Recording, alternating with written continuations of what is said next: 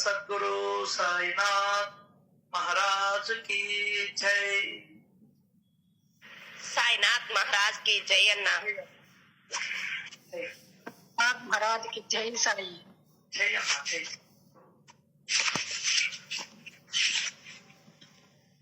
సకల ప్రాణులు బాగుండాలని, ఆనందంగా ఉండాలని, సంతోషంగా ఉండాలని, సుఖంగా ఉండాలని, ఆరోగ్యంగా ఉండాలని, ప్రేమగా ఉండాలని ఆ దేవాది దేవుణ్ణి మనస్ఫూర్తిగా కోరుకుంటూ ఈరోజు మనం 14వ అధ్యాయం సత్సంగంలోకి వెళ్దాం।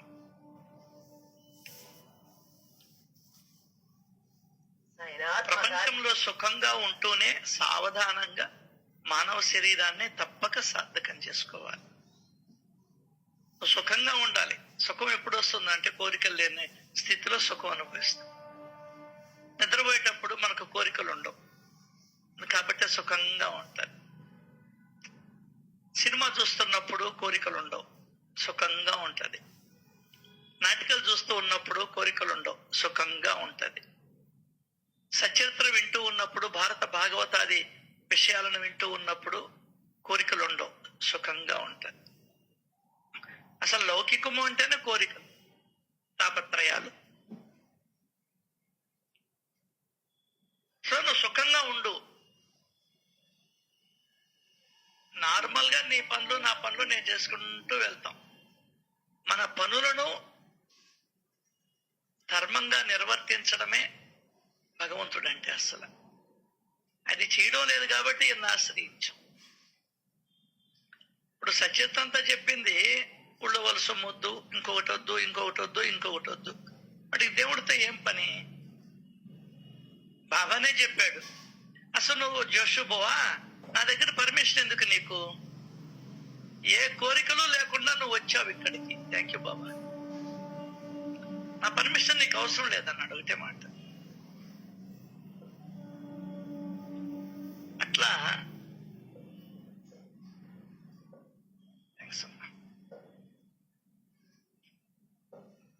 ఆ విధంగా అదే బాబా కూడా చెప్పింది, ఏ కోరికలు కోరకుండా నన్ను నిష్కామంగా ఆరాధించండి, మీరు శుభాలను పొందుతారు, కృతకృత్యులు అవుతారు। కాబట్టి జీవితాన్ని, కోరికల యొక్క మానసిక స్థితిని, విశ్లేషణని మనం చేసుకుంటూ ఉండాలి। అది దాని అర్థం। ఇంకేమన్నా అర్థం ఉంది మీరు చెప్పండి, ఒక 2 నిమిషాలు। సుఖంగా ఉండడం అంటే మీరేమనుకుంటున్నారు చెప్పండి।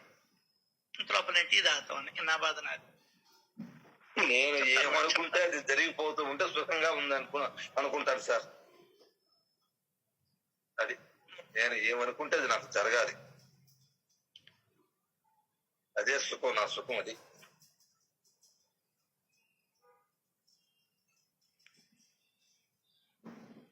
ఇట్లా అనుకుంటూ ఉంటే కోరికలు పెరుగుతూనే ఉంటాయి కానీ కోరికలు జరగవు, తెంపే ఉండదు అంతే।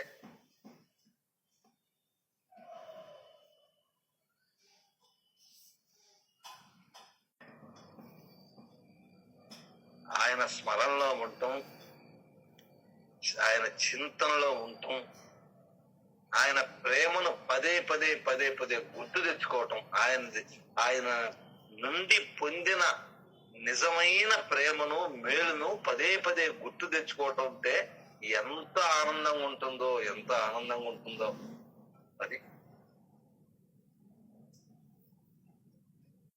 కూర్చున్న దగ్గరే అన్ని వచ్చేసేస్తాయి మన దగ్గరికి వచ్చేసాయి అనుకోండి, మనం ఏం కావాలనుకుంటే అది, ఏం చేయాలనుకుంటే అది, కూర్చున్న చోటే అన్ని జరిగిపోయేదని నేను సుఖం అని నేను అనుకుంటున్నా। సార్ సుఖం అంటే నేనేమనుకుంటున్నానంటే సార్, ఎవరైతే ఆధ్యాత్మిక గురించి చెప్తున్నారు సార్, ఆధ్యాత్మిక మార్గంలో ఎవరైతే ప్రవేశిస్తారో ఆ ప్రవేశించేదానికి కుటుంబ సభ్యులు, ఇరుగు పొరుగు వాళ్ళు వీళ్ళు సపోర్ట్ ఇస్తే అంతకంటే ఎనలేని సుఖం ఇంకోటి ఉండదు అని నేను అనుకుంటున్నాను సార్। ఆధ్యాత్మిక మార్గం వాళ్ళకి ఈ మార్గం గురించి 4 మాటలు వాళ్ళకి, పక్కన వాళ్ళకి, ఇరుగు పొరుగు వాళ్ళకి, కుటుంబ సభ్యులకి తెలియపరిచి, దీంట్లో వచ్చే లాభ నష్టాలు తెలియపరిచి, అప్పుడు దాని ద్వారా మనం సపోర్ట్ చేసుకుంటే మనం ఇంకా బాగా సుఖం పడతామని నా ఉద్దేశం సార్. అదే విధంగా ప్రాపంచికంలో కూడా మనం ఏదైనా ప్రాపంచిక విషయాల్లో, భౌతికంలో, ఏదైనా వ్యాపార రంగాల్లో మనం ముందుకెళ్తూ ఉంటే దాంట్లో కష్టాలు, నష్టాలు, ఇబ్బందులు వచ్చినప్పుడు పోలీస్ సపోర్టు, లాయర్ సపోర్టు, ఇరుగు పొరుగుల సపోర్టు బాగా మనకు వచ్చినప్పుడు అది కూడా సుఖం అనుకుంటున్నాను సార్. నా ఒపీనియన్ సార్ ఇది.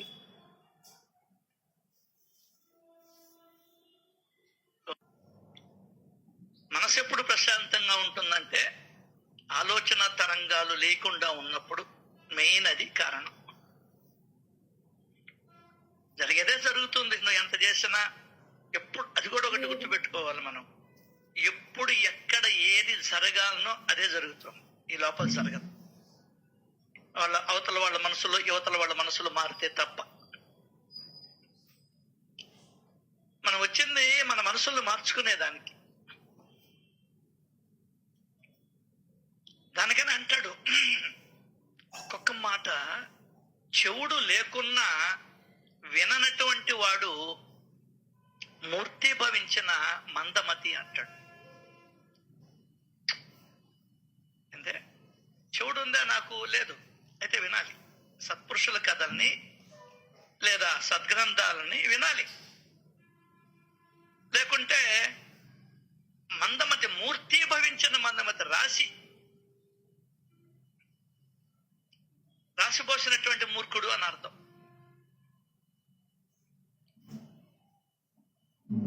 తెలియలే వాళ్ళకి ఎన్ని శిక్షలు ఉంటాయో పైన తెలియడంలే వాళ్ళకి. అట్లాంటి వాడిని గరుడ పురాణం ఒకసారి చదవమని చెప్పండి. ఎవరినైతే ఆధ్యాత్మిక పదంలో పోయే వాళ్ళని అడ్డగిస్తారో వాళ్ళకి నరక ప్రాప్తి లభిస్తుంది. అక్కడ ఉంటది, ఇక్కడ ఉండదు, అక్కడ ఉంటది. నాకు అదే కొందరు చూస్తే బాధేస్తుంది. ఇటు రేపు ఎక్కడ రొబ్బపడతాడో, పెళ్లి రుబ్బినట్టు రొబ్బతారు వాడిని. అయ్యో అనిపిస్తుంది వాళ్ళని చూస్తే, అడ్డగించే వాళ్ళని చూస్తుంటే. మీ ఇళ్ళ కాడ ఎవరన్నా ఉండి ఒకటి పక్కన అడ్డగించేవాళ్ళు ఫోన్ కాడికి రమ్మని చెప్పండి. చెప్తా ఆ గరుడు పురాణంలో పలానా సంగతి. నువ్వు రాముని నమ్ముతావుగా, కృష్ణుడు నమ్ముతావుగా, భగవద్గీతను నమ్ముతావుగా. మరి కృష్ణుడే చెప్పింది గరుత్మంతుడికి, ఏది గరుడు పురాణం. నమ్ముతావా? ఆహా, అయినమ్మ.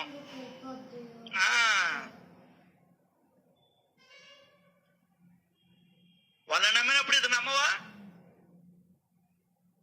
మూర్ఖత్వం, అహంకారం, ఆడవాళ్ళకి కానీ మగవాళ్ళకి కానీ.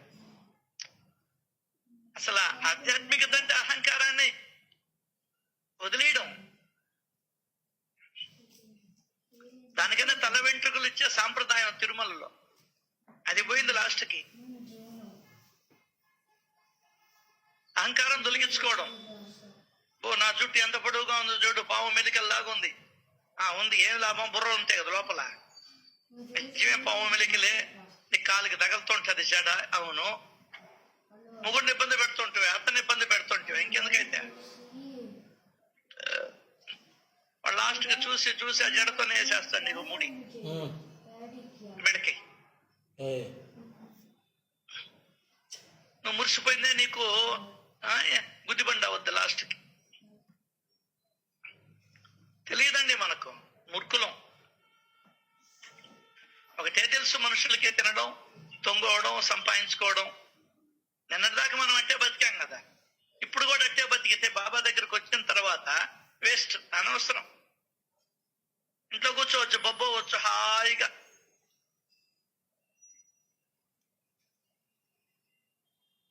అదే చెప్తున్నాడు, ప్రపంచంలో సుఖంగా ఉంటూనే సావధానంగా మానవ శరీరాన్ని తప్పకుండా సార్థకం చేసుకోవాలి. నెగ్లెక్ట్ చేయకూడదు. సావధానంగా వినాలి. సినిమాకి ఎంత హ్యాపీగా వెళ్తామా? ఒక టూర్కి పోవాలంటే ఎంత హ్యాపీగా ఉంటుంది, హడావుడి ఉంటుందా? ఎప్పుడైతే ట్రైన్ ఎక్కుతామో నెల్లూరు ఇంట్లో వాళ్ళందరినీ మర్చిపోతాం హాయిగా. కాబట్టి నువ్వు షిరిడీకి కూడా రావడం లే. ఎందువల్లంటే నువ్వు ఇంట్లో వాళ్ళని మర్చిపోవడం నీకు ఇష్టం లే. మోహం. ఇప్పుడే రామారావు గారు చెప్పారు, గుర్తుందో లేదు? మోహం అంటే ఏందే? అజ్ఞానం. మోహం అంటే అజ్ఞానం. కావాల్సినంత ఉంది నీ దగ్గర. అబ్బో, నీ పిల్లం భయపడిపోద్ది నువ్వు కానపోతే.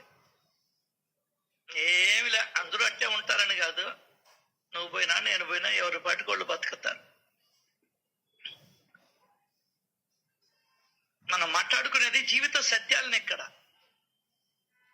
ఈరోజు శనివారం, రేపు ఆదివారం. మళ్ళీ ఒక వారం నా జీవితంలో గడిచిపోయింది. ఈ వారంలో ఏం చేసావు నాయన? ఏం చేసావు? ఒక రోజులో ఏం చేసావు? వారం దాకా పోతున్నావు. బాబాను మోస్తున్నావా? వేరే వాళ్ళని మోస్తున్నావా? బాకీలోలను మోస్తున్నావా? పిల్లాన్ని మోస్తున్నావా? బిడ్డలను మోస్తున్నావా? చదువులను మోస్తున్నావా? ఉద్యోగాలను మోస్తున్నావా?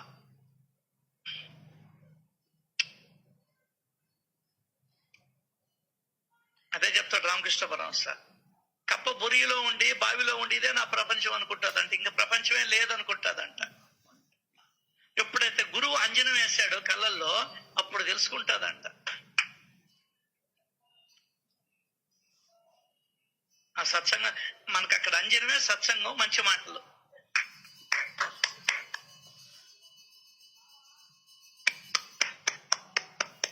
సో అనేక జన్మల పుణ్య ఫలంగా ఆశించకుండానే జీవుడికి మానవ శరీరం వస్తుంది.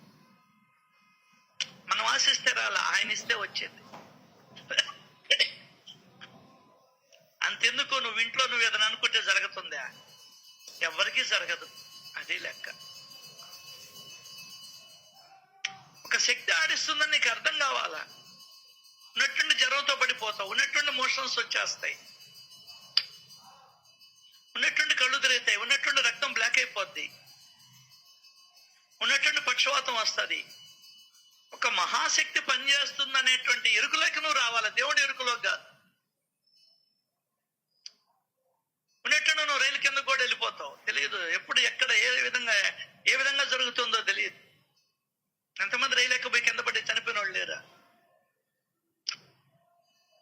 నీకు అర్థం కావడం లే ఒక శక్తి మనల్ని నడిపిస్తుందని. నువ్వు అర్థం చేసుకున్నప్పుడు నేను నా బొట్టాడు మూసుకొని కూర్చుంటాడు.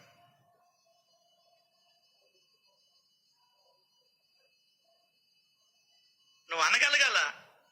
చిన్నపిల్లవాడిని పట్టుకున్నారే, నీకు ఈ గుడ్డలు ఎవరు తీసి ఇచ్చారంటే మా నాయన అంటావు. పుస్తకాలు మా నాయన అంటావు. తినేదానికి ఎవరు ఇచ్చారంటే మా నాయన అంటావు. తిండి ఎవడు పెడుతున్నారంటే మా నాయన అంటావు. చిన్నప్పుడు 6వ తరగతి 7వ తరగతి. పలకాపలపై ఎవరు కొనిచ్చారంటే మా నాయన అంటావు, నేను మా చిన్నాయన అంటావు. ఇప్పుడు ఇది ఎవరు ఎక్కడ కొన్నావురంటే నేనే పోయా కొన్నా మూలపేటలో. ఎక్కడ వేయించుకున్నావురా దండ? నేనే పోయా మూలపేటలో దండ. ఓ రేపు పెద్ద దండ వేస్తారు పో. అది లెక్క. నేను వదులుకోవడం అంటే ఏంది? ఇది కూడా ఉంది మళ్ళీ.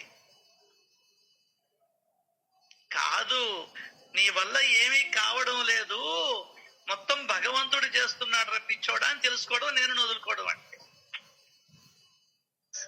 అసలు ఈ నేను అనేది ఎక్కడుందని వదులుకుంటావు? ఏదన్నా జోబిలో ఉన్నటువంటి వస్తువా? ఏమన్నానా జోబిలో ఏదన్నా పనికిమాలిన కాగితాలు ఏదైనా ఉంటే తీసి పడేస్తావు. ఈ నేను ఎక్కడుందని పడేస్తావు? అదొక భావన. నేను అనేది ఒక భావన. నువ్వు ఈ తత్వం తెలుసుకోవాలి. అహం భావం.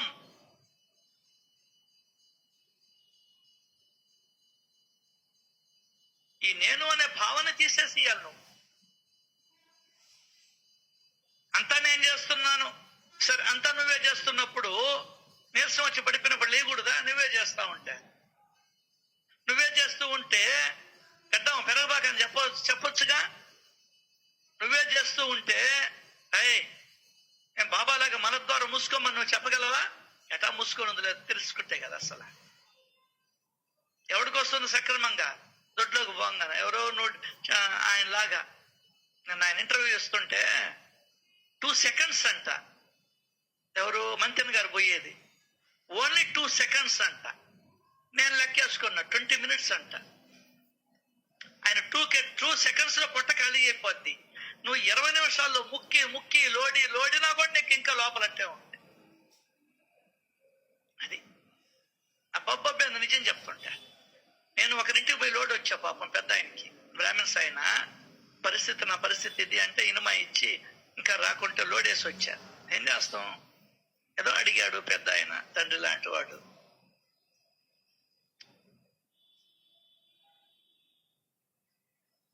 ఈ నేనును బాగుంగొట్టుకోవాలా అంటే, ఈ నేనును బాగుంగొట్టుకోవాలంటే సేవ చెయ్యాల. ఇంట్లో కాదు నువ్వు చేసేది, ఇంట్లో కాదు సేవ అనరు. ఇంట్లో చేసేదాన్ని మోహము, బాధ్యత, ఇష్టము అని అంటారు. బయటికి పోయి సేవ చెయ్యాల.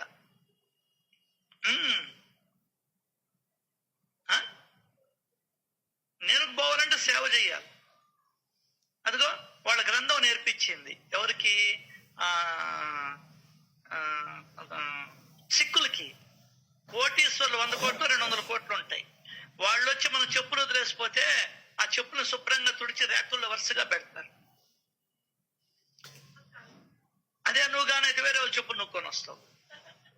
అది ఏ చెప్పులు బాగుండాయా, అందంగా ఉండాయా అని చెప్పాలి. అర్థమైందా? కొవ్వు తగ్గాల.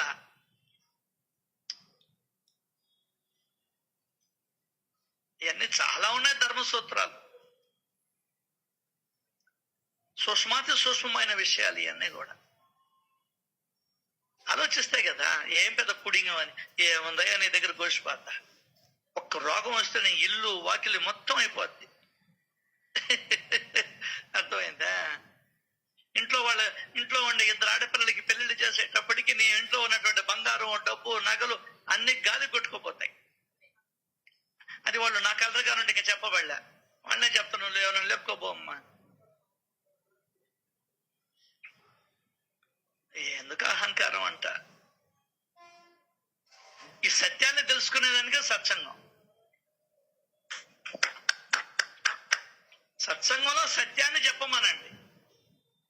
ఇంకా కబుర్లొద్దు, పాటలొద్దు, ఇంకోటి వద్దు, పారాయణలు కూడా వద్దు. సత్యం తెలుసుకోవాలి నువ్వు. భగవంతుడు దయ్యదలిస్తేనే మనకి సత్సంగం వచ్చింది, సచ్చరిత్ర వచ్చింది, మానవ జన్మ వచ్చింది. సార్ కోటి జన్మల పుణ్యఫలం వల్ల వచ్చిందండి సార్. మోహం వలన అజ్ఞానం కలిగేది. మోహం పేర్లోనే ఉంది, మోహం అని ఉంది చూసా. మోహం కాదు అసలు, అది యాక్చువల్ గా మోహం కాదు, మొహం. మొహాన్ని చూసే నీకు అజ్ఞానం కలిగేది. కొడుకు మొహం, కూతురు మొహం, మనవడు మొహం, భర్త మొహం, భార్య మొహం, అల్లుడి మొహం. అర్థమైందా? వాళ్ళ మొహాలు చూసే కదా, మొహాలు చూసే కదా పెళ్లిళ్ళు చేసుకునేదా. ఏదో అర్థం కాకుండా మొహాలు చూడకుండా పెళ్లి చేసుకునేవాడు అక్కడ చూపించు. ఎవ్వరు. కాబట్టి ఆ మొహాన్ని తీసేస్తే సరిపోయా.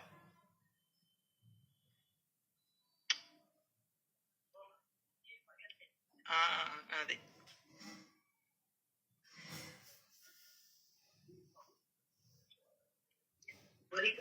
ఆ మోహం వల్లనే ఆమె ఆ గడ్డాలు జుట్లు అన్ని పెట్టుకొని వస్తాడు కదా ఋషి.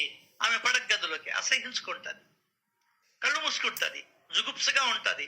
కాబట్టి గుడ్డోడు మన ధృతరాష్ట్రుడు పుట్టాడు. నీకు మొహం బాగుండాలి, దానికనే శబ్ద స్పర్శ రూప రసగంధ అయిపోయింది, ఫినిష్. అమ్మాయి అంట, ఈయనేమో నల్లగా ఉన్నాడు, అమ్మాయి తెల్లగా ఉండాలంట. సున్నం వేసి పెయింట్ వేసి తెస్తా నీ దగ్గరికి. కోట్లు ఉండాలంట, చిత్తు కాగితాలు పెడతా, కోట్లు ఉంటాయి. సస్తుంటే శుద్ధంగా పిల్లాన్ని బాగా చూసుకునేవాడు కావాలన్నా, కోట్లు ఉండేవాడు కావాలన్నా. ఏం కర్మ పట్టిందిరా భారతదేశానికి.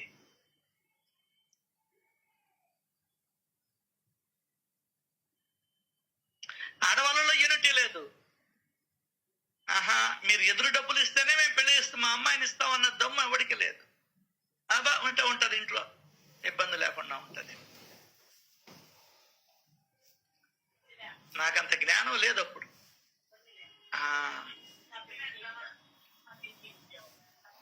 గుండెల మీద కుంపటన్నావు ఆడపిల్లని. ఆ ఆడ మనిషి ద్వారానే నేను బయటకు వచ్చా. ఈ సంగతి నాకు ఎవడు చెప్పలా, ఒక్కడు చెప్పలా, ఒక్క ఏదో చెప్పలా, నాకు తెలియదు.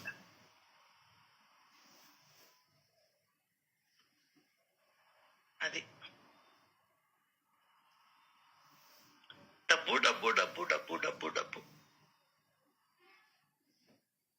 అసలు డబ్బు అని అడిగిన వాడిని ఇంటికి రప్పికూడదు నువ్వు.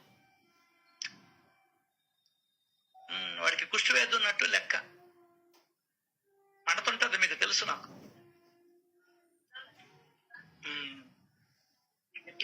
కాబట్టి అనేక జన్మల పుణ్య ఫలంగా ఆశించకుండానే జీవుడికి మానవ శరీరం లభిస్తుంది.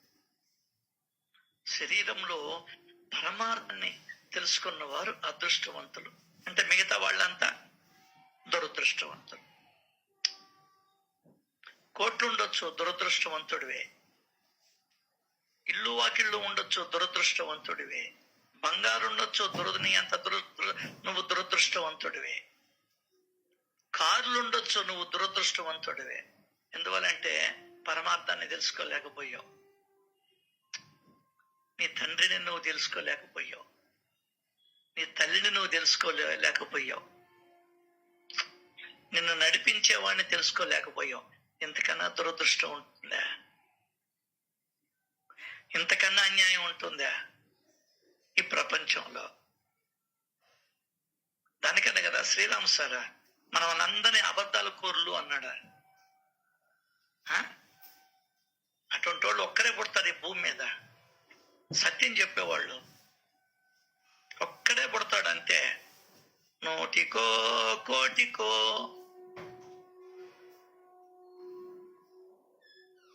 ఈ శరీరాన్ని సార్థకం చేసుకోని వారు భూమికి భారంగా నిరర్థకంగా జన్మించినట్లు. అటువంటి వారికి పశువు కంటే అధికమైన సుఖం ఏం లభిస్తుంది? అసలు పశు సుఖం కూడా లభించదు.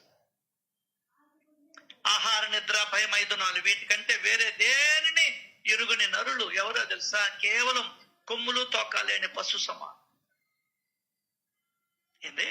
ఆహారము, నిద్ర, భయము, మైదునం వీటికంటే వేరే దేనిని ఎరుగని నరులు.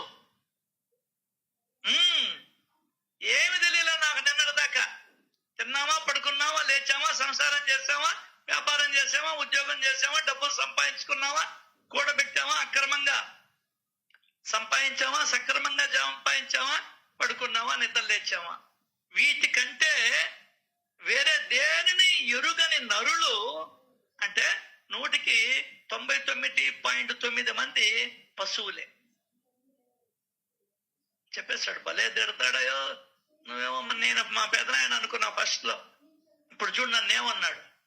65 ఏళ్ల దాకా, 64 ఏళ్ళు, ఇప్పుడు 63 ఏళ్ల దాకా నేను పశువుని.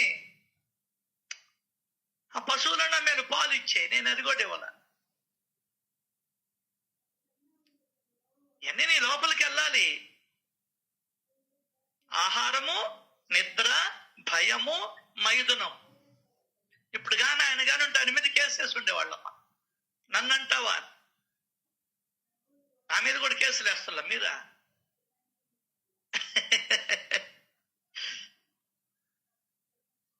ఈ 4 తప్ప ఇంకా ఏమీ తెలియకపోతే నేనెవరినని చెప్పాడు ఆయన? పశువునని చెప్పాడు.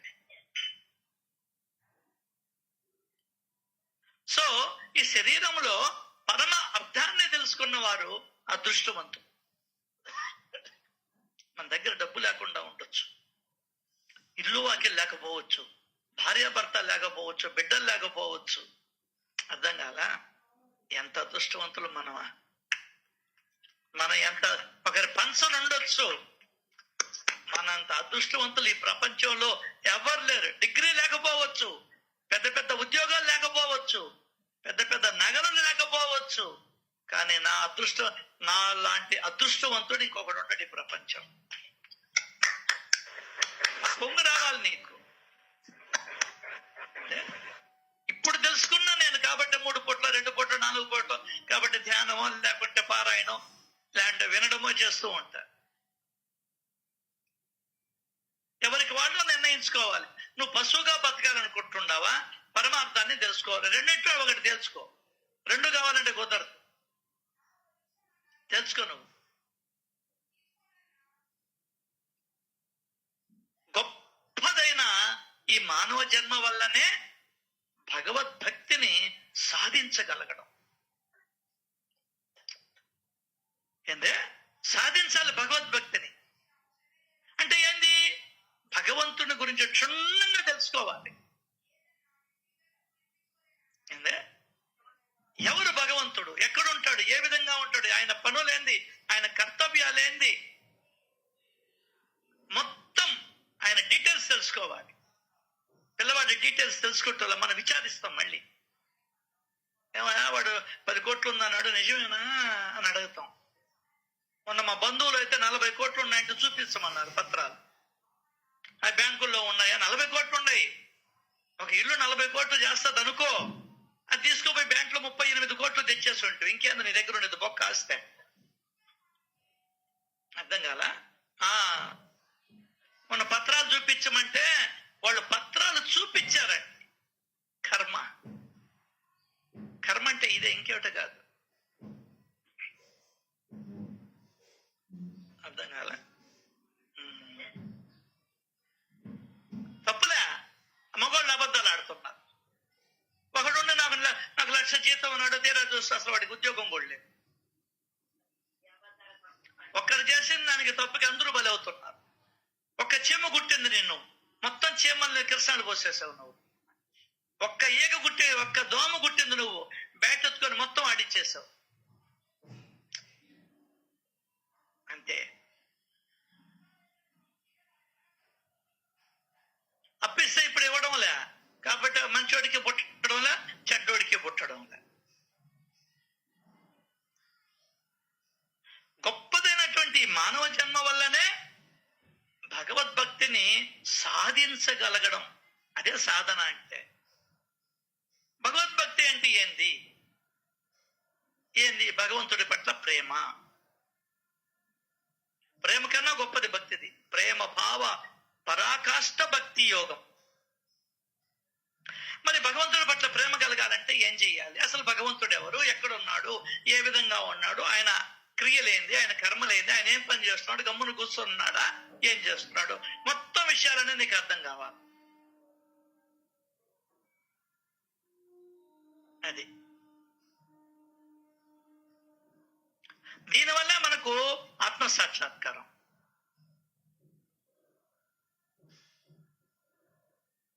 దీనివల్లనే మనకు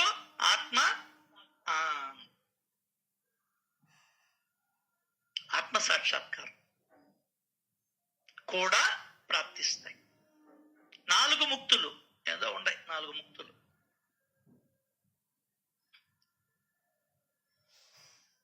ఈ ప్రపంచం మేఘాలపైన మెరుపు తీగ వలె చంచలమైనది.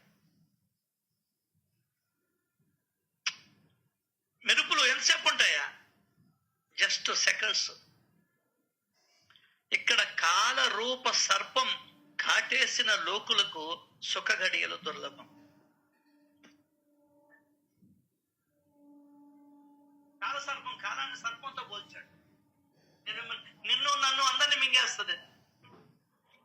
చెట్లు చేమల్ని కూడా మింగేస్తుంది. ప్రపంచాన్నే మింగేస్తుంది ఈ కాలం.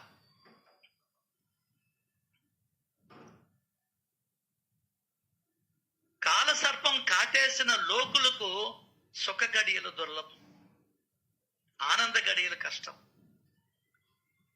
ఈ ప్రపంచం ఏందో తెలుసా? నీ జీవితం ఏందో తెలుసా? మెరుపులాగా అంతే. జస్ట్ బుడగ వంటి బ్రతుకు, ఒక చిటికలోన చితుకు. చూడు, నిన్న అమ్మాయి 10 ఏళ్ళ అమ్మాయి 2 నెలలు ఉండింది, చనిపోయింది.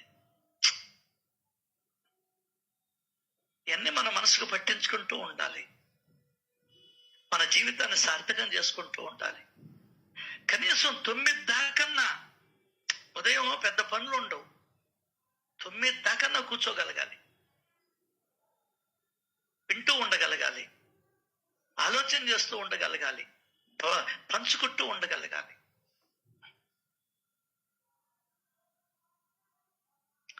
తల్లి, తండ్రి, అన్న, చెల్లి, భార్య, భర్త, కొడుకు, కూతురు, పెద్ద తండ్రి, పినతండ్రి వీరంతా నదీ ప్రవాహంలోని కర్రల వలనే ఒక చోట కలిసి ఉన్నట్లుగా కనిపిస్తారు. అవును, మేము వాకాట్లో నేను, మా అన్నల తమ్ముళ్ళం, మా నాయన, మా అమ్మ, మా నాయనమ్మ, మా అమ్మమ్మ, మా చిన్నాయన, మా చిన్నమ్మ, వాళ్ళ పిల్లకాయలు కలిసినట్లుగానే ఉన్నాం. అందరూ కలిసే ఉన్నాం. ఒకే ఇంట్లో ఉన్నాం. కాలసర్పం కాటేసేసింది. అర్థమైందే? చల్లా చెదురైపోయినాం. ఇప్పుడు ఎక్కడున్నారో కూడా తెలియదు, పోలేకపోతున్నాం. బ్రతుకుతో పోరాటం అయిపోయింది. ఎక్కడికి పోవాలన్నా తీరుకుండటం లే. ఏందే ఆ తీరిక అనేది సత్కరకమ్మకి ఉపయోగిస్తే పర్వాలే. ఏదో పుట్టినరోజు ఫంక్షను, పెళ్ళిళ్ళు, పేరంటాళ్ళు, వాడికి 16 రోజుల పండగ అంటే ఈమె పోయి పలతాంబూలాలు అందుకోవాలంట. ఆ టెంకాయని తేరకొస్తుంది కానీ చెప్పిన కొట్టుకొని తినాలంట భార్యాభర్తలు. సత్సంగానికో, భజనకో, పూజకో ఎగ్గొడతావు. నువ్వు ఉన్నా లేకపోయినా వాళ్ళు ఏం చేసుకుంటారు? వాళ్ళు ఏమైనా గమ్మునుంటారు? పెళ్లి చేసుకున్నవాడా గీరుకోకుండా ఉంటాడా? పిచ్చినాయాల. ఎప్పుడు తెలుస్తుంది నీకు? ఆ గంట సేపు ఇంట్లో కూర్చొని బాబా బాబా బాబా అను. ఏం బాబాళ్ళ బండి ఉందని చెప్పను, జర్రని పోతాం. ఆశీర్వాదం పాడు. అక్కడ 2 గంటలు అనవసరం. టైం వేస్ట్ చేసే పనిలో ఎక్కువ మన సాంప్రదాయం ఒకప్పుడు బాగుండింది. సాంప్రదాయం పేరిట మనం నాశనం చేసుకుంటూ ఉన్నాం. అంటే పెళ్లికి పిలిచారంటే లక్ష్మీనారాయణల పెళ్లి అది. అసలు నీకు భావన లేదు. పెళ్లి కొడుకు నల్లగా ఉన్నాడే, తెల్లగా ఉన్నాడే, వెంకటేశ్వర స్వామి నల్లగా ఉన్నాడే అంటే దండాలు పెడతావు. పెళ్లి విచిత్రం ఇది. ఎంతటి దరిద్రపు మనస్తత్వమో మంది. అర్థం కదా? రంగనాలపేట స్వామి నల్లగా ఉన్నాడే, ఆమె లక్ష్మీదేవి చేసుకున్నది, నీ కూతురు చేసుకోవడం లేదే. తెర్రటోడు కావాలంట, తెర్రటోడు.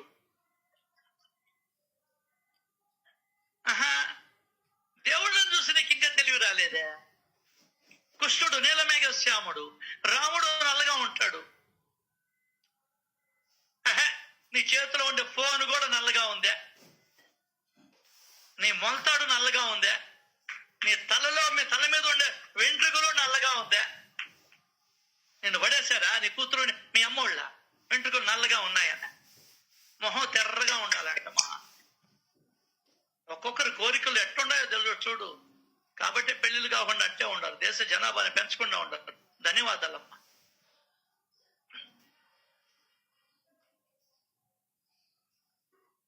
అట్లా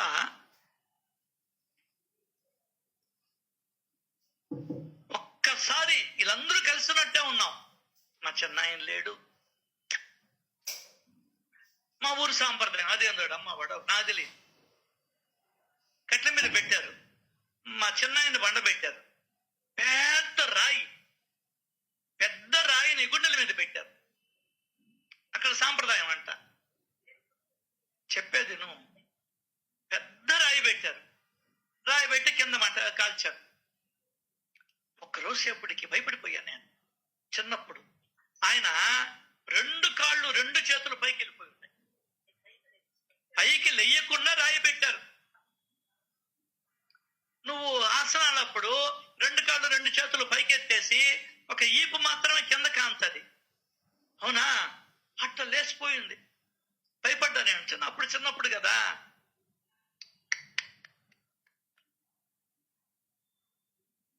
అది ఒక్కొక్కరు సాంప్రదాయం. అది ఒక ఆదివారం అన్నా పో, పెద్ద హాస్పిటల్ కన్నా పో, లేకుంటే శ్మశానానికి కన్నా పో, నీ భార్యను తీసుకోబో, అప్పటికన్నా బుద్ధి వస్తుంది. అంటే మొగుడిని తీసుకోబో, రండి పోదాం, రండి చూద్దాం, రండి. ఏంది అక్కడ పరిస్థితి? ఆడవాళ్ళు మొగోళ్ళని కాల్చేస్తూ ఉంటారు. ఏదో ఒక విధంగా నీకు వైరాగ్యం రావాలి కదా. వద్దనుకున్నవాడికి ఏ బాధ పడలే. ఇంట్లో దొంగ వచ్చి ఏసీ వేసుకుని హాయిగా ఉండొచ్చు. నేను చెప్పేది సాధించాలి అని అనుకున్న వాడికి అదే చెప్తాడు. జనన మరణాలను తొలగించుకోవాలి అని కోరుకునే వారు ఎవరైతే ఉంటారో వాళ్ళు వినండి ఈ కథలు అంటాడు. లేకుంటే ఇంట్లో తొంగోమంటాడు. హాయిగా హ్యాపీగా ఎంజాయ్ చేసుకునే జీవితాన్ని.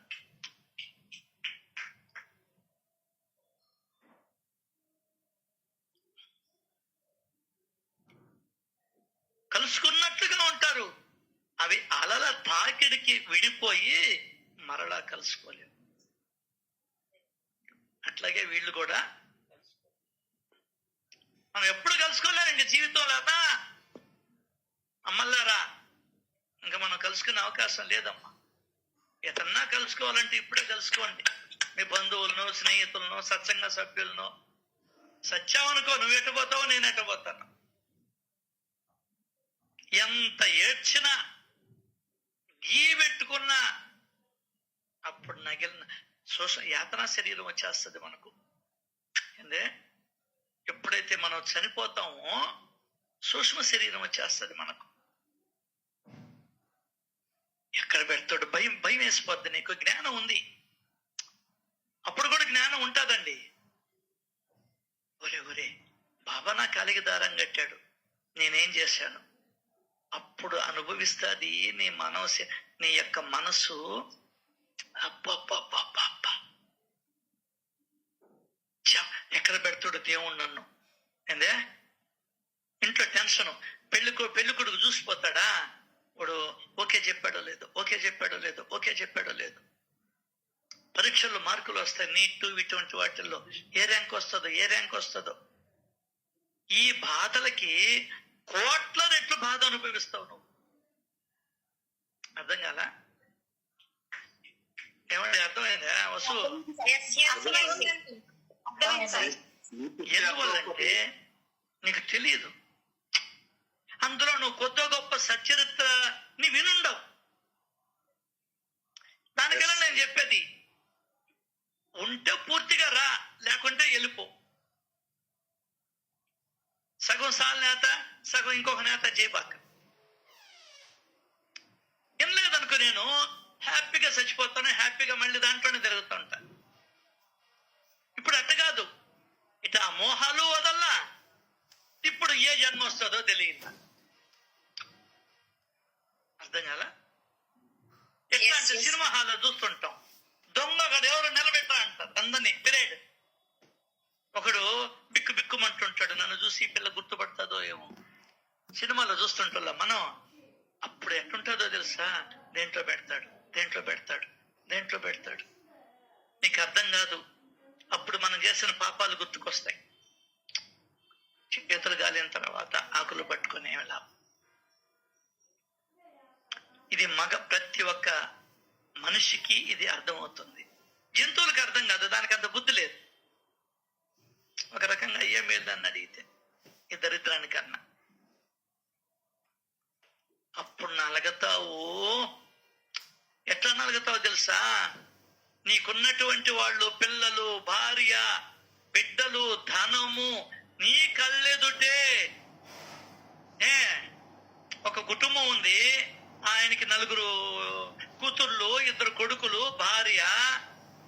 వాడి కళ్ళెదుటే నలుగురిని రేప్ చేస్తా ఉంటే, అన్నదమ్ముల్ని ఒక్కొక్కరిని కత్తితో నరకతా ఉంటే, ఉండే డబ్బు బంగారాన్నంతా ఎత్తుకొని పోతుంటే, నువ్వు ఎటువంటి చిత్రవధని అనుభవిస్తావో దానికి కోట్ల రెట్లు చిత్రవధని అనుభవిస్తావు. అప్పుడు ఏం అర్థం కావడం ఇంట్లో కూర్చొని కాఫీ తాగేటప్పటికి. అమ్మో అక్క, ఇట్లా అనుభవిస్తాం అక్క, నువ్వైనా నేనైనా. పుట్టిన ప్రతి మనిషి అనుభవించవలసినదే, ఎవడైనా కానీ. దానికనే పూర్తిగా జాగ్రత్తగా ఉండే పని అయితేనే ఈ సత్యత దగ్గరికి రా. ముఖ్యంగా రమేష్, ఈ సత్సంగానికి రా. లేకుంటే ఇప్పుడైనా వదిలేసి హ్యాపీగా ఎంజాయ్ చేయి. రెండింటికి చెడ్డారు లేవడం అవుతాం. అప్పుడు ఉండేది ఒక భయమే ఉంటది, మోహం అనే భయమే ఉంటది. నా కొడుకు, నా కూతురు, నా అల్లుడు, నా ఇట్లా. ఇప్పుడు అట్ట కాదు, 2 భయాలు తోడవుతాయి. అదొక భయం, అదొక ఏడుపు, ఇదొక ఏడుపు. ఏ జన్మలోకి పోతాను, దేంట్లో పెడతాడు, భగవంతుడా భగవంతుడా భగవంతుడా please Baba please Baba, please లేదు గీజు లేదు. అప్పుడు చెప్పలా నీక దొంగతనం చెయ్యొద్దని చెప్పలా? ఈ దొంగను నా మీద పడేసావని చెప్పలా? మళ్ళీ ఎందుకు చేసావా? చదవలా నువ్వా? అబ్బో 108 పారాయణలు చేస్తావు కదమ్మా నువ్వా? ఏ నాయన, నువ్వు ఊరంతా తిరిగి దేశం అంతా తిరిగి చెప్తావు కదా నాయన. ఏందే ఆలోచనలతో గడ గడ గడగడగడ ఉడికిపోతుంది నీ మనసు. కొన్ని వేల దెబ్బలు నీ మీద ఎనప రాడ్డు తీసుకొని వేస్తా ఉంటారో అట్లా నలిగిపోతుంది మన సూక్ష్మ శరీరం, యాతనా శరీరం. దానికనే దాని పేరే యాతనా శరీరం అని చెప్పారు పెద్దోళ్ళు. నీకు అది కూడా అర్థం కాదు చెప్పేవాళ్ళు. నువ్వు తాత్కాలికమైన ప్రయోజనాన్ని చూస్తూ ఉన్నావు, దీర్ఘకాలిక ప్రయోజనాన్ని చూడడం లే. నీ బ్రతుకును పండించుకోవాలని అనుకోవడం లే. నన్నంటావా నువ్వా? నేనేందంటారా నాయన? నాకేం కర్మ పట్టింది నాయన? నాకు నేను గడుక్కోలేక సస్తా ఉంటా. అప్పుడు ఉంటుంది తెలియదు నీకు, తెలియదు నీకు. మనసు ఉంటుంది అంతే. ఏందే మనసు ఉంటుంది, నలిగిపోతుంటది. దేంట్లో పెడతాడో తెలియదు నీకు. గర్భమే దేంట్లో పెడతాడు తెలియదు. పందిలోనా, కుక్కలోనా, నక్కలోనా, పిల్లిలోనా, కోడిగుడ్డులోనా, దేంట్లోనో. వద్దు స్వామి నాయన, మానవ జన్మే వద్దు, చెట్టు పుట్టగా ఉన్నా మేలే నన్ను అడిగితే. అర్థమైందా? ఈ ఎవడు పడతాడా? ఇప్పుడు పడిందే ఈ 60 ఏళ్ళ నుంచి పడిందా ఒక ఎత్తు. సచిత్రవాది కూడా యాతన పడాల. అర్థం కాల? కొన్నిసార్లు వెంటనే పెట్టాడు, కొన్నిసార్లు అటు పెట్టడు. మనం యాతన అనుభవించాలి అక్కడ కూడా. అర్థం కాల? కొన్నిసార్లు వెంటనే పెడతాడు. ఇప్పుడు చూడు, మనం నీకు ఇంకా అర్థం కావాలంటే, ఒక ఇల్లు బాగా నచ్చింది నీకు, బాడుకి చేరేదానికి అడ్వాన్స్ ఇస్తాం. ఏమయ్యా రాలేదంటే లెక్కేసుకో, పట్టించి నువ్వేమీ తొందరపడబాక, నువ్వు ఎవరికి బాక అని చెప్తాం. అట్లా కొన్ని రోజుల ఖాళీగానే ఉంటుంది. 6 నెలలకో 3 నెలలకో నువ్వు చేస్తావు. అట్లాగే ఈ యాతనా శరీరంలో నిన్ను కొద్ది రోజులు ఉంచుతాడు. అట్లాగే నువ్వు చేసినటువంటి పనులను బట్టి నువ్వు అనుభవించాలి. ప్రతి సెకండ్ అనుభవించాలి. ఆ రోజు నువ్వు చేసిన ప్రతి తప్పు నీకు గుర్తు చేస్తాడు భగవంతుళ్ళ. గుర్తు చేసేటది నీ లోపలే ఉళ్ళ. ఉనికిపోతావండి నువ్వు. తండ్రి, ఈ బాధ నాకు వద్దయ్యా, ఈ బాధ నాకు వద్దయ్యా తండ్రి. నన్ను ఏదో ఒకటి చేసి ఎక్కడో పెట్టు. ఈ మానసిక క్షోభను నేను అనుభవించలేకపోతున్నానని చెప్పి భగవంతుని ప్రార్థిస్తావు. ఆ రోజు సినిమాలో కూడా చూస్తా, బాధ వచ్చినప్పుడే దేవుడు గుర్తుకొస్తాడనే. సినిమాలు ఎందులే, మనం చూస్తల్లా, అయ్యా మా అమ్మాయికి పెళ్ళి అయితే నీకు ఇంత ఇస్తా, మాకు కొడుకు పుడితే నీకు నిలువు దోపిడీ ఇస్తాను. ఇప్పటికీ ఉండవద్దు ఆ మొక్కుల. అప్పుడు ఏ మొక్కుకున్నా, ఒరే దొంగోడ, నీ మొక్కులను ఎంత మాత్రం తీర్చావు నాకు తెలుసులే, ఇంటికి పద, నువ్వు అనుభవించమని చెప్తాడు దేవుడు. నిష్పక్షపాత ఆయన. నీకొక న్యాయం నాకొక న్యాయం చేస్తే చేయడు. ఎవడికి ఏదో అంతే చేస్తాడు ఆయన. దానికనే చెప్తున్నాడు ఇక్కడ, ఈ మానవ జన్మ వల్లనే భగవద్భక్తిని సాధించగలగడం. ఇక్కడే ఈ రోజే నువ్వు కోరుకోవాలి. భగవద్భక్తి అంటే ఏందో నీకు అర్థం కావాలి. లేకుంటే ఎందుకు వచ్చినట్టు పిడకలు నేర్కోవడానికా?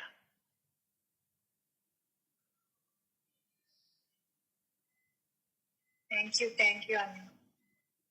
తల్లి, తండ్రి, అన్న, చెల్లి, భార్య, భర్త, కొడుకు, కూతురు, పెద్ద తండ్రి, పినతండ్రి, వీరంతా నదీ ప్రవాహంలోని కర్రల వలనే ఒక చోట కలిసి ఉన్నట్లుగా ఉంటారు. మేము శివాజీ నగర్ లో ఉన్నట్టు మా ఫ్యామిలీ, మా అమ్మమ్మ చెల్లెలోళ్ళ ఫ్యామిలీ కలిసి ఉన్నారు. ఎంత ప్రేమో మా అమ్మమ్మకి. అబ్బబ్బబ్బబ్బా, చిన్న ప్రేమ కాదండి. మేము చూసాం సార్, ఆ ప్రేమని మేము చూసాం. ఇప్పుడు చూడటం లేదు సార్ ఎవరు. నో అబ్బా, మా తాత గాని నొన్నా రామయ్య, ఆయన పేరు, ఆమె పేరు రాగమ్మ. మా అమ్మకి పిన్నమ్మ, అంటే మా అమ్మమ్మకి చెల్లెలు. అబ్బా, వాళ్ళ ఇంట్లో పక్కనే ఇల్లులు. థ్యాంక్ యూ బాబా, ఇప్పుడన్నా ఇవన్నీ గుర్తు చేస్తున్నావా? ఎంత ప్రేమను చవి చూస్తాం సార్ ఆ బాల్యంలో. పెళ్లి చేసుకున్నాము, నాశనం అయిపోయింది సార్ జీవితం. కర్మరా నాయన, ఏం మిగల ఏందే, మొత్తం పోయింది. ఎట్లో కొట్టుకోపోయింది. మన ఆనందం అంతా కొట్టుకోపోయింది. నాది రండి, మీది గట్టు కాదు. మీరు 10 రూపాయలు ఉండేవాళ్ళు, మీకు ఆనందం పొంగి పొర్లుతా ఉంది సంసారంలో. వాకిట్లో నుంచి దొడ్లో దాకా పొంగుతా ఉంది, పొర్లుతా ఉంది నీళ్లు పొంగినట్టు.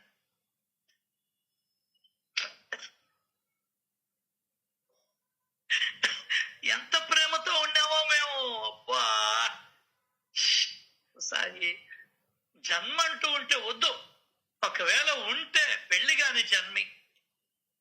తండ్రి వద్దు నాయన, నాక వద్దనే వద్దు నాయన.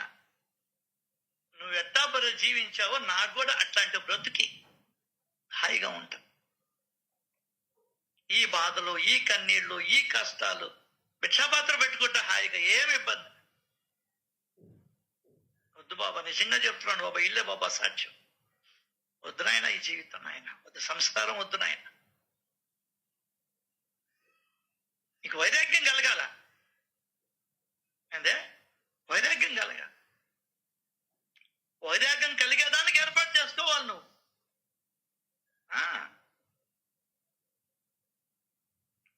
అప్పట్లో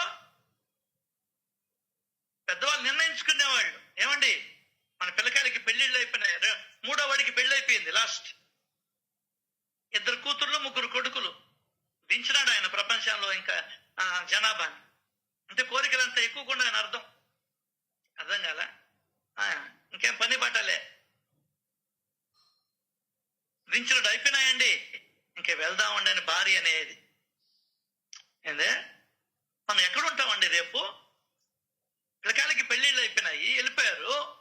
మనం ఎట్లా ఉండేది? బడుగు కొంప, లేదంటే ఈఎంఐ కొంప, ఇదివరకు ఇచ్చేద్దాం.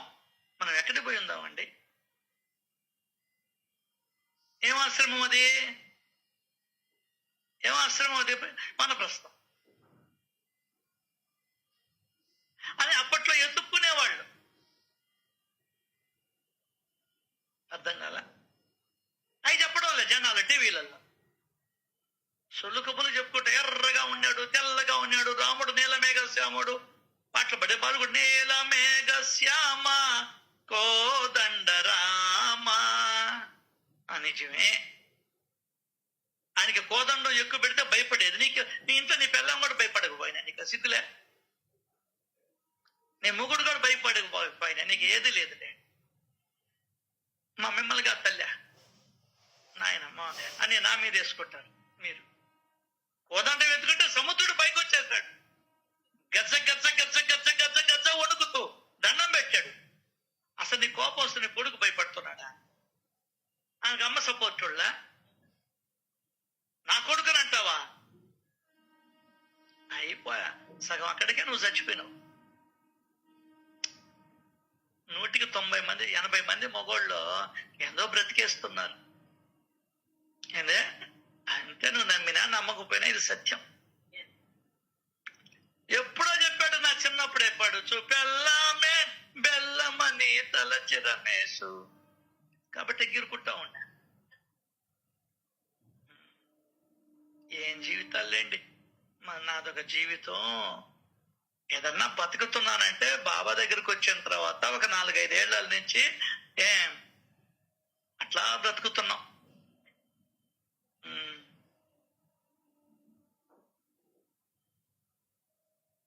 తమ శ్రేయస్సును సాధించుకోలేని జనులు కన్న తల్లిని వ్యర్థంగా కష్టపెట్టిన వారే.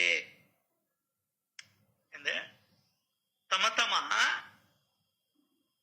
శ్రేయస్సుని సాధించుకోలేని జనులు కన్న తల్లిని కష్టపెట్టిన వాళ్ళే. కన్న తల్లికి అన్నం పెట్టుకుంటే కాదు కష్టపెట్టడం. మన శ్రేయస్సుని ఎవడైతే తన శ్రేయస్సుని కోరుకోడో వాడు కన్న తల్లిని కష్టపెట్టిన వాడే. ఇక్కడే చెప్తున్నాడు హేమాద్రి పంత్ గారు. సీక్రెట్ ఒకటి ఉంది ఇక్కడ, ఎవరైనా విప్పగలరా? ఇక్కడ ఒక సీక్రెట్ చెప్పాడు మనకు బ్రహ్మాండంగా. మళ్ళీ చదువుతానేనండి. తమ శ్రేయస్సును సాధించుకోలేని జనులు కన్న తల్లిని వ్యర్థంగా కష్టపెట్టిన వారే. ఆ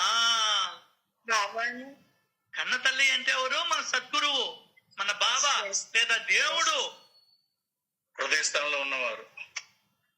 ఆయన్ని కష్టపెట్టిన వాడిని అవుతా నేను. ఎందువల్ల? ఆయనకేం కష్టం? నిన్ను ఎక్కడో దగ్గర పెట్టాలరా. కొడుకు తట్టలు మోస్తూ ఉంటే తండ్రి ఎంత బాధపడతాడా చెప్పు. మొగుడు మంచంలో ఉండి భార్య తట్ట మోస్తూ ఉండి 10 మంది మగవాళ్ళ మధ్యలోకి వెళ్ళి వస్తుంటే వీడు ఎంత ఫీల్ అవుతాడా చేసేది లేకపోయినా. అంతెందుక, వాళ్ళ మొగుడు జబ్బుతో ఉండి మంచంలో ఉండి డబ్బులు కావాలంటే తన పొట్టని అద్దెకిస్తేనే కోర్టులో వేసి ఇది నాకు విడాకులు అడిగాడు నా కొడుకు ఒకడు. అట్లాగా కన్న తల్లిని వ్యర్థంగా కష్టపెట్టిన వాడు అవుతాడు. ఇప్పుడు చెప్పేశాడు మనకు కన్న తల్లి ఎవరు మనకు. దానికనే పాట ఉంది, కన్న తల్లి రావా కనుల చూడవా సాయిదేవా. అర్థమైపోయింది నాకు కన్న తల్లి ఎవరో చెప్పేశాడు ఏమాత్ర పంతు తెలియకుండానే. అర్థమైందా? ఈమె కనడం వరకే ఈమె తల్లి, లోపల తయారు చేసింది ఒకడున్నాడు. ఏందే? లోపల తయారు చేసిన వాడు ఒకడున్నాడు. మరి ఎందుకు నిందయ్యా ఈమె నవమాసాలు మోసిందంటే నువ్వు అంతకు ముందర ఆమెను మోసావు కాబట్టి ఇప్పుడు ఆమె కూడా నిన్ను మోసింది. పూర్వజన్మ స్వయంకృత్వ పాపం వ్యాధి రూపేణ సారీ ఇంకోటి ఏంది, రుణానుబంధ రూపేణ పశుపత్ని శ్రుతాలయ. నీకు తల్లిదండ్రులు ఏర్పడినా ఇంకొకటి ఏర్పడినా భగవంతుడు ఆడగా మగగా ఎందుకు జన్మిస్తాడని దానికి కొన్ని రీజన్స్ ఉన్నాయి. ఇవన్నీ నువ్వు తెలుసుకుంటే నీకు అర్థం అవుతుంది. అర్థం కాల? నువ్వు ఎవరెవరి దగ్గర అయితే సేవలు పొందుండావో ఆ సేవలకి ఆయన రూల్స్ ఆయనకుంటాయి, మనకు తెలియదు. కర్మతంత్రం అతి గుహ్యమైనది.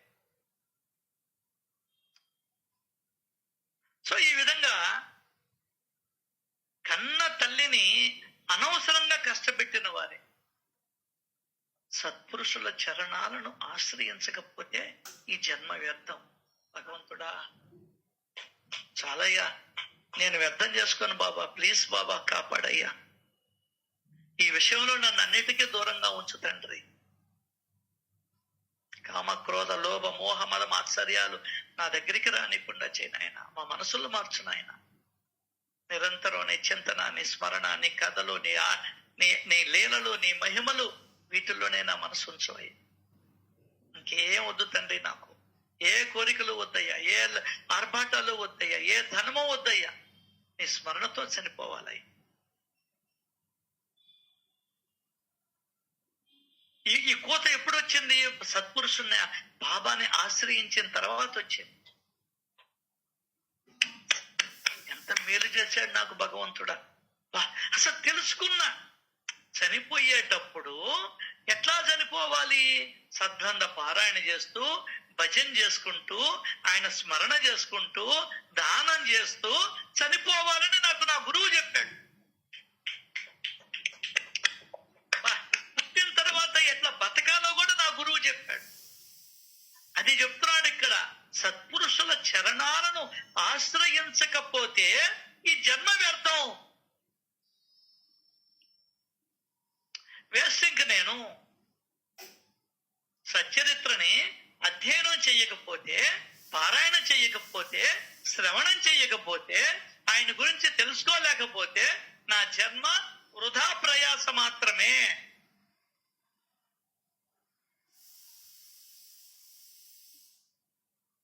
అని చెప్తున్నాడు. జీవుడు జన్మించిన వెంటనే మృత్యు మార్గంలో పడతాడు. పుట్టావో లేదో అక్కడి నుంచి మృత్యువు దగ్గరికి ప్రయాణం జరుగుతూ ఉంటుంది. బస్సు ఎక్కావో లేవో, ట్రైన్ ఎక్కావో దగ్గర నుంచి ఢిల్లీ అనుకో, ట్రైన్ ఎక్కాలేవో ప్రతి నిమిషం ఢిల్లీ వైపు అడుగులు తీస్తూ ఉంటుంది రైలు, పరుగులు తీస్తూ ఉంటుంది రైలు పట్టాల మీద. అట్లాగే ఇక్కడ జీవులు జన్మించిన వెంటనే సెకండ్ చావు వరకు, కాటి వరకు. ఇవాళ రేపో ఎల్లుండో, ఏందే ఇవాళ రేపో ఎల్లుండో. ఈ జన్మను నమ్ముకుంటే అర్థం కాల, నరుడు మోసపోయినట్లే.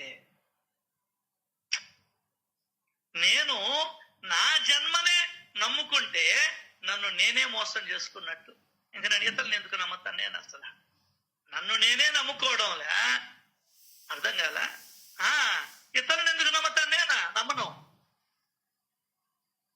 ఇవాళో రేపో ఎల్లుండో అని వాయిదాలు వేసుకుంటూ పోతే ఈ జన్మను నమ్ముకుంటే నరుడు నిన్ను నువ్వు మోసం చేసుకున్నట్టే. రేపు పోదాంలే అయ్యా, ఈరోజు ఒళ్ళేం బాగలేదు, రేపు చూసుకుందాం. ఏం చూసుకునేది? ఏం చూసుకునేదని? రేపు పూజ చేస్తాలే, రేపు పూజ రేపు దాకా ఉంటామని. అదే కదా ఈ కథ చెప్తుంటే, ఇది కథ, చిన్న పిట్ట కథ గుర్తుకొచ్చింది, అది చెప్పి ముగిస్తా. ధర్మరాజు, భీముడు అందరూ కూర్చొని ఉన్నారంట. సకలం ప్రజలు అందరూ కూర్చొని ఉన్నారంట. ఒక వ్యక్తి వచ్చి, పేదవాడు, అయ్యా నాకు ఈరోజు ఏదన్నా దానం చేస్తామంటే రేపు రా అన్నాడు. పక్కున్న వేడంట భీముడు. ఇతనికి మండింది, అన్నకి. ధర్మరాజుకి మండింది. హే భీమా, నేనేం మాట్లాడాను? అంత నవ్వుతున్నావు నువ్వు పగలబడి. ఇదేనా నువ్వు నాకు గౌరవం ఇచ్చేది? ఇంతమంది ముందులా, అందులో ఏకాంతంలో పర్వాలే, ఇంతమంది ఏం జరిగిందో చెప్పు. నేనేమని తప్పన్నాను? రేపు రమ్మన్నా చెప్పు అని నిలదీశాడు. పైకి స్టాండప్. లాస్ట్ లో చెప్పాడు భీముడు, రేపు రమ్మనడమే తప్పు నువ్వు అన్నాడు. ఒకటే మాట. ఏమన్నాడు? రేపు రమ్మన్నాను, తప్పేముంది అన్నాడు. రేపు దాకా బతుకుంటానన్న నమ్మకం ఉందా అన్న అని అడిగాడు. తల గిర్రం తిరిగింది, కాళ్ళ మీద పడ్డాడు. చదువుకి పెద్ద చిన్నలే, జ్ఞానానికి జ్ఞానానికి నీకు వయసు 90 ఉండొచ్చు, చెప్పేవాడి వయసు 20 ఉండొచ్చు, వాడికి దండం పెట్టాల్సిందే నువ్వు. అజ్ఞానాన్ని తొలగించేవాడే గురువు. నీకు 90 ఏళ్ళు వచ్చినా తెలియకపోయా, ఇంకా బతుకుంటానని కలలు గంటా ఉంటుంది. వాడు 20 ఏళ్ళకే వాడు జ్ఞానం తెలుసుకున్నాడు. ఇవాళో రేపో ఎల్లుండో అని అనుకుంటూ ఉంటే, ఈ జన్మను నమ్ముకుంటే నరుడు మోసపోయినట్లే. వచ్చే ఆదివారం అయితే వస్తా తిరుమలకి, ఈ లోపల నువ్వు పోతే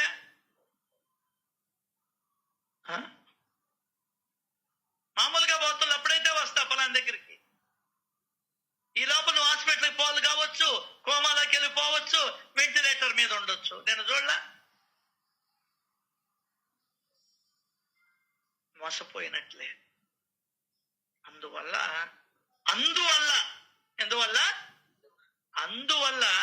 మరణాన్ని ఎప్పుడు స్మరణ ఎంతుంచుకోవాలి. శరీరం కాలునికి ఆహారం.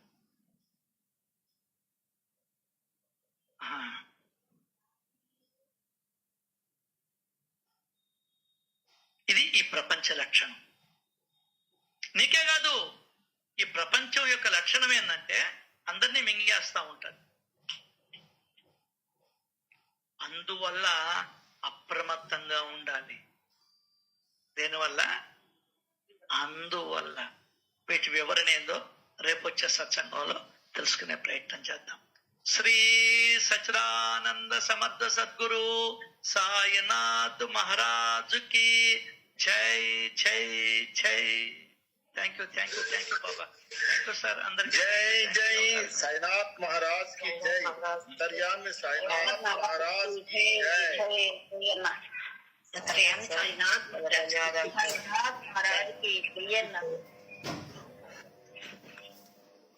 మా సావులు మా జన్మలు అన్ని కళ్ళ ముందు చూపిస్తాయి.